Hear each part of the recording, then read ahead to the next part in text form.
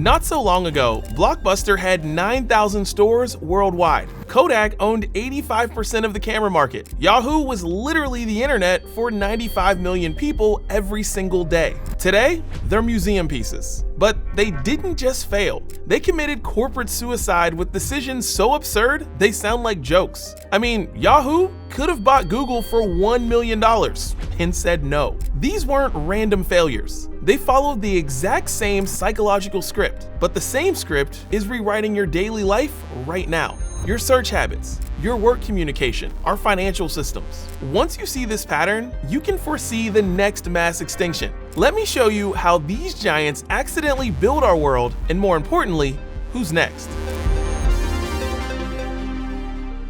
Let's go back to 2000. Blockbuster seemed untouchable. 84,300 employees, serving 65 million customers across 25 countries, generating nearly $6 billion in revenue. They had a business model so brilliant, it was almost criminal. In 2000 alone, they extracted $800 million from late fees. That's 16% of their total revenue from people who forgot to return Titanic on time. Then, something happened that became the most expensive laugh in business history. September 2000, Dallas, Texas. Two guys named Reed Hastings and Mark Randolph walked into Blockbuster's headquarters with a proposal. They want to sell their struggling DVD by mail startup for $50 million. Netflix was bleeding money, desperate for a lifeline. The Blockbuster executives looked at these two entrepreneurs and their ridiculous idea, mailing DVDs to people's homes, and they literally laughed them out the room.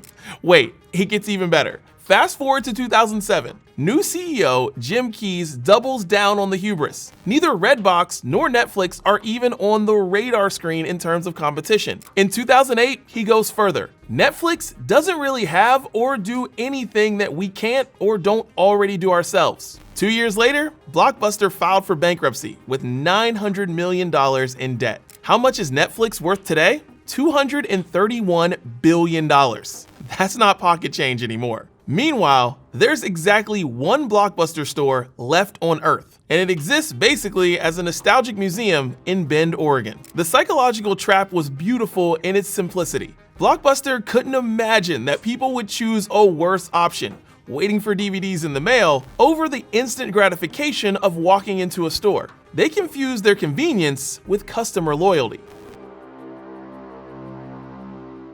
You might have already heard about the ultimate corporate irony, Kodak. They basically created the photography market. At their peak in 1996, they controlled 90% of US film sales and 85% of camera sales. Taking a photo to capture a memory was literally referred to as a Kodak moment. What you don't know is that Kodak also invented the digital camera. December 1975, a 25-year-old engineer named Steve Sasson creates the world's first digital camera in Kodak's own labs. 8 pounds, 0.01 megapixels, stored images on cassette tape. When he showed it to management, their reaction was priceless. That's cute, but don't tell anyone about it.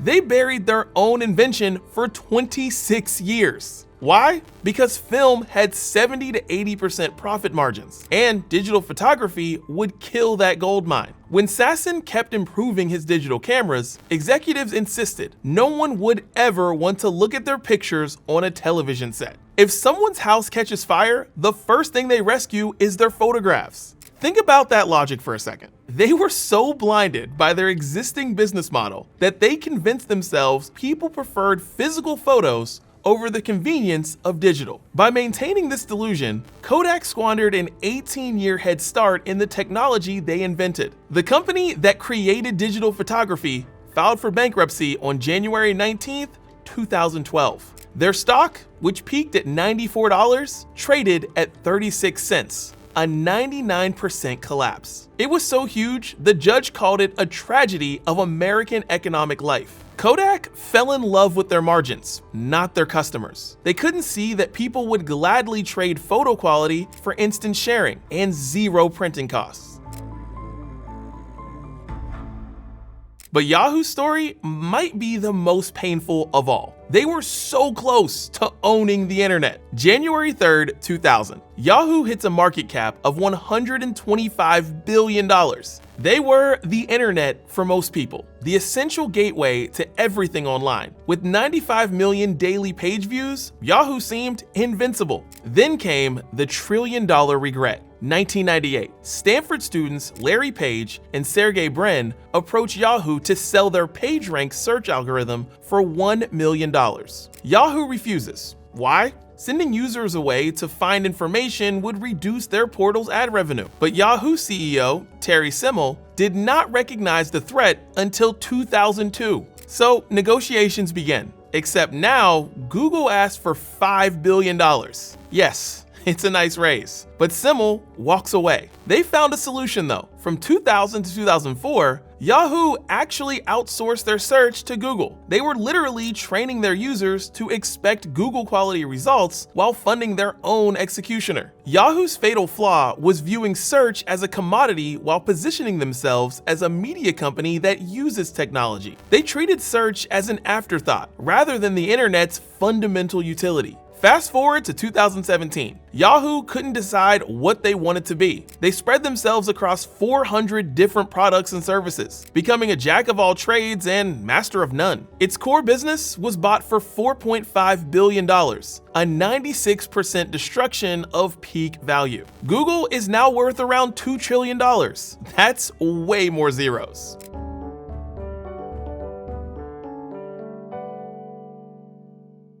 Before we try to predict the next big disruption, let's clear things up. These weren't three separate disasters. They were three identical psychological scripts playing out in different industries. And there are usually three signals that reveal disruption in progress. Signal 1. People choosing worse options for convenience. When you see smart people picking solutions that seem objectively inferior but are easier to use, pay attention. Signal 2. Amateur solutions improving rapidly while professional solutions stay static. When the gap in quality starts closing fast, the convenience advantage becomes decisive. Signal 3. Smart people fleeing traditional services to create alternatives. When industry insiders start building competitors, they're usually solving problems the incumbents can't see. Now, these signals are flashing red in our daily lives. As we speak, Google is facing the same challenge Yahoo faced 25 years ago. The numbers tell the story. Google receives 14 billion searches per day. ChatGPT gets 1% of the search market with 37 million searches, almost 400 times less. But ChatGPT now has 800 million weekly active users, a 182,000% increase in 2024. More importantly, people are starting to ask ChatGPT different types of questions that they never asked Google before. The inferior alternative is obvious. AI can be wrong, hallucinate facts, and has limited real-time information. Of course, Google is taking it seriously and launched new features like AI summaries on top of traditional search results. But the trap is to think people will always need to search the web. Why would we want to scroll through 10 blue links when we could just get answers? Email is having its Blockbuster moment, and most companies don't even realize it. Only 18% of knowledge workers prefer email as their primary communication method. Meanwhile, 50% of remote workers prefer messaging apps over email. The market is crowded with inferior alternatives: Slack, Microsoft Teams, Discord, voice messages, and async video updates. Slack processes 1 billion messages per week. Discord has 150 million monthly users. These aren't just gaming tools anymore. They're becoming the backbone of how distributed teams actually communicate. It's less formal, less traceable, but infinitely faster, effective, and more natural. No name, comma, paragraph, regards. The younger generations starting their careers look like they are fleeing email entirely. In many companies, if you want to reach someone under 30, email is where messages go to die. We're witnessing a generational shift in real time.